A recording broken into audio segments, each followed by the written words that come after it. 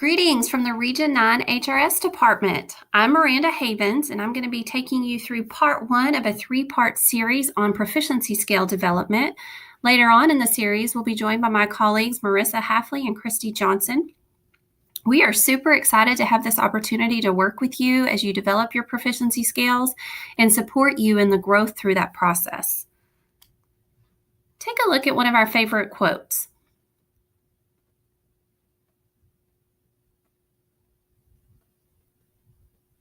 I think you are going to find this so true as we go through the process of developing proficiency skills. As I mentioned before, this is going to be a 3-part series. Part 1, which I'm going to go over with you right now, is the purpose of proficiency skills. Why are we even spending time talking about proficiency skills? Marissa's going to come in part 2 and talk to you guys about actually developing those proficiency skills. And then Christy's going to come in towards the end for a reflection piece because she has several things that we're going to need to consider as we're developing those proficiency skills to make sure they're effective. So let's get started. Before we dive too deep into proficiency skills, it's important for us to remember how the brain works. So take a look at this diagram. We receive information in, and that sensory register has the job of sorting information as it comes in. If it deems the info important, it goes into our short-term memory. If we interact with that new info, it might make it to our long-term memory, which is kind of what our goal is with our students in our classroom. We want to engage them with that new knowledge so that it makes it to their long-term memory. Dr. Phil describes it like this. By the way, when I say Dr. Phil, I'm talking about Dr. Phil Warwick from Marzano Research. He did a great explanation of this during one of our trainings. So say you're in your house making a cup of coffee and you hear an ambulance. It grabs your attention, but then you hear the ambulance pass by and get quieter and quieter as it goes down the street. The ambulance made it to our short-term memory, but now that we know that the ambulance is gone and it's passed down the street, we dump that information. We're not likely to remember it again later in the day. However, if we're making that same cup of coffee and the ambulance stops a couple of houses down, that information has now made it to our long-term memory because we're thinking, that's just a couple of houses down. I may need that information again later. And so that's the kind of thing that we need to keep in mind when we're communicating goals with our students. We want to make sure that we engage them and it makes it to their long-term memory. Because that sensory register that filters that information and questions acts like a gatekeeper. Those of you that have implemented Fundamental 5, you may recognize this research that's up on the screen right now. This is the reason for framing the lesson.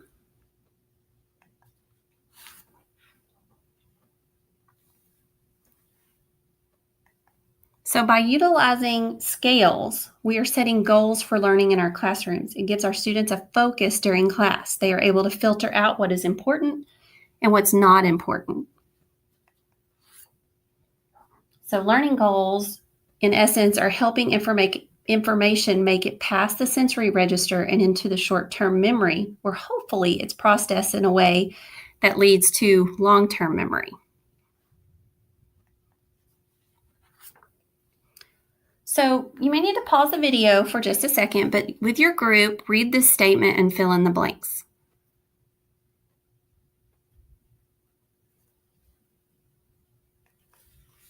A learning goal is a statement of what students will understand and/or be able to do as a result of instruction. And without learning goals, we cannot develop proficiency skills. So we're going to spend a little bit of time talking about what learning goals are. Sometimes we trivialize learning goals, but in actuality, learning goals focus our students' thinking. It gives meaning to class activities. It's that true north that we're looking for in our classroom. Think of learning goals as unit goals. They travel with students over time, which allow us to see growth. And as you design learning goals, there's 3 steps in communicating those learning goals in preparation for building effective skills. And the first is to prioritize your standards. In order to do that, we set those priorities Of course, we've all talked about the nice to know information that sometimes comes out in our classroom. In my particular classroom, it was the tessellations lesson. Tessellations were not written into the fourth grade curriculum. However, it was something I really enjoyed, so I tried to squeeze that in, but it's not mandatory for student achievement. So that would be in the nice to know category. Important to know are probably more defined in Texas by our supporting standards, that they're the pieces that support those main need to know pieces of information, or our readiness teaks. So even once we have our readiness teaks in front of us, those may not be every single thing that we plan to focus on in our classroom. So those conversations need to happen along with your colleagues. Are we going to build proficiency skills and set goals around our readiness teaks? Are we going to prioritize those readiness teaks and narrow those down? Some of you may choose to throw in a few supporting standards as part of your priority standards. You do what you need to do based on that historical data and your students' progress. Your priority standards may not be the same from year to year. You may have to tweak them based on performance. And the reason why this is so important is because if you look at the research, it says that we would have to keep our kids in school for more than 20 years to teach them everything that's written in their standards. And that's definitely not what we want to do, so we need to make some priorities.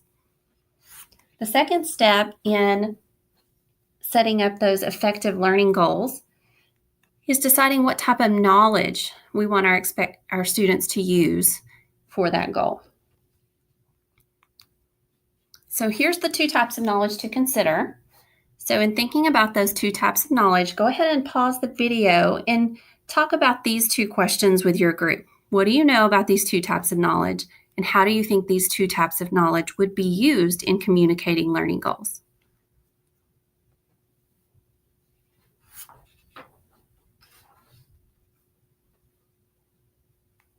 In your groups, you may have said that declarative knowledge is informational in nature. It's those concepts that we need to learn. Some examples are maybe characteristics of atoms, protagonist versus antagonist. On the other hand, procedural knowledge involves those strategies, those skills, and processes. So this is where we're developing fluency with particular skills, such as long division, dribbling a ball, reading a map.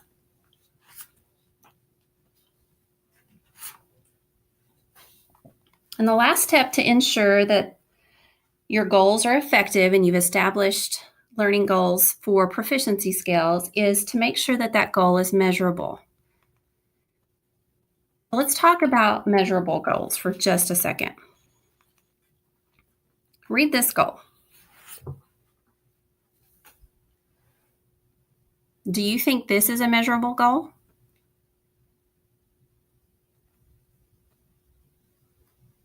This is not considered a measurable goal because of the word understand. Yes, it's telling us what we want them to do, but we're not telling them how are we going to measure whether they understand. It's a little subjective. But if we were to say students will explain the characteristics of a democracy by maybe giving us a short list or writing a short essay, we would know if they understand because we're looking for an explanation of the democracy. Now, a procedural goal would look something like this. Students will be able to perform two-digit multiplication. Now, we often see SWBAT on the board, but those aren't the magic words here. The magic word is perform. We're going to be looking at their performance of that two-digit multiplication to understand if they understand. So we're looking for, when you build those goals, we're looking for those verbs from the TEKS, the action that we want the students to engage in to achieve that goal. And it is possible to combine a goal with declarative and procedural knowledge. It might look something like this.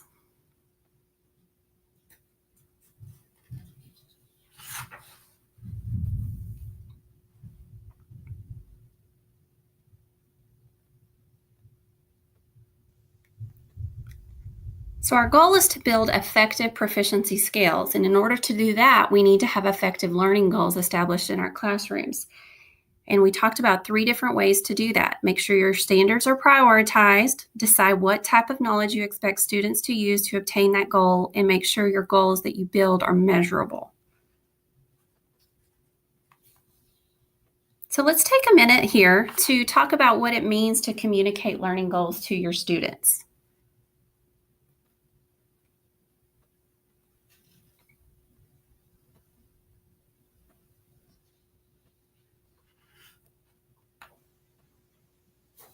It's important when goals are new that you engage the student with the language, you unpack the vocabulary, connect it to their previous learning, let the students write or speak about the goal in their own words, and give them opportunities to ask questions about it. They need to see it, they need to hear it, they need to do it. Engage them with that goal. If students don't understand what their goal is, they're not going to know what they're working towards. So it's important when that goal is brand new to give them opportunities to engage with that goal and understand what it means. I've got some examples of some teachers in the region who have done just that with the goals. Let's take a look at a couple of examples.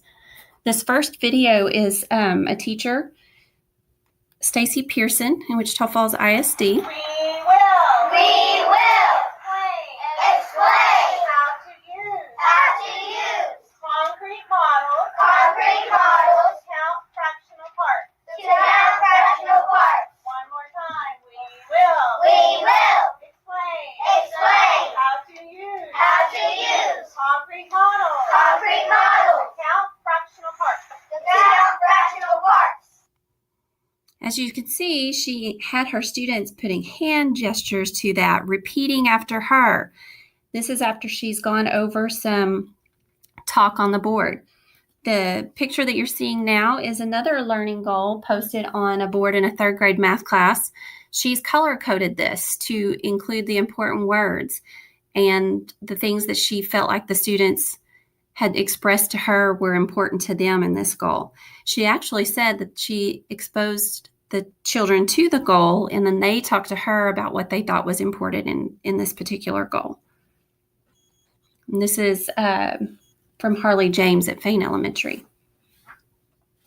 And here's another example of a ELA example. She's done something similar that Harley did, identified some verbs that are important here, boxed some information.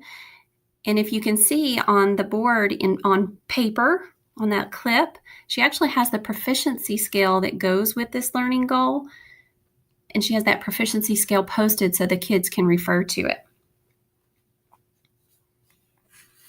So going back to our brains, we started off by understanding how our brain takes and utilizes information. It makes it through that sensory register, heads to that short-term memory. And the more we refer to and work with that learning goal, tie it to our instruction, the more likely it is to be encoded to that long-term memory. And this is where proficiency skills come in.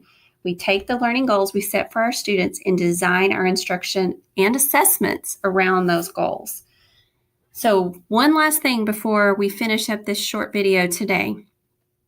Why? Why are we spending time on proficiency scales? We talked about how it focuses the instruction in the classroom, gets the kiddos engaged, they understand what they're working towards. But let's look at the research here. This is from Marzano. And when you look at setting goals and objectives, look at the percentile gain, a 25% gain for student achievement. However, when you put those goals with the proficiency scales, tracking student progress and using scoring scales, look at the much larger gain you get. 34 percentile gain in the classroom with our students. This is why it's so important. The research shows if we can teach kiddos to set goals, monitor their progress, and evaluate their progress, we're talking about drastic gains in the classroom. Thank you for your time today. I am super excited to work with you on this journey. If you have any questions, please don't hesitate to contact the HRS department at Region 9. Again, my name is Miranda Havens, and I will be more than happy to come out and talk with you in person if you have any questions, or give me a call at 940-322-6928. I hope to see you soon.